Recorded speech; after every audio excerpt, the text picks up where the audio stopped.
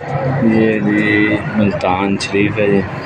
तो आप देख रहे हैं कि मेट्रो बस जा रही है वो सामने, ठीक है जी।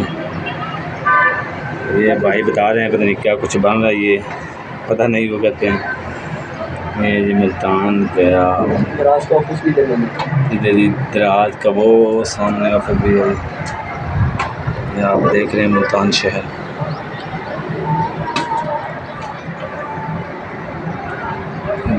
नई मस्जिद भी बनाई गई है यहाँ पे।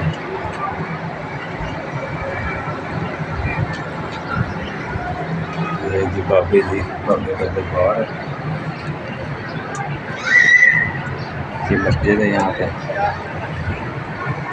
इस तरह का इस एरिया है, इसके साथ शाही किला बना हुआ है। यहाँ पे कव्वाली होती है, जब यहाँ पे स्टेज वगैरह बनता है कव्वाली पे बजता है। पता नहीं किसकी वो बनना है, ये मैंने मज़ाक बनाया लेकिन वो नहीं बनेगी अभी तक आने नहीं। शहजादी सीमा के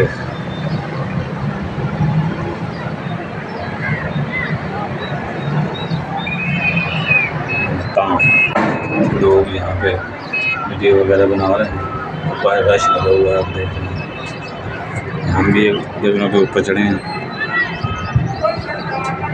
ईद का दूसरा दिन है।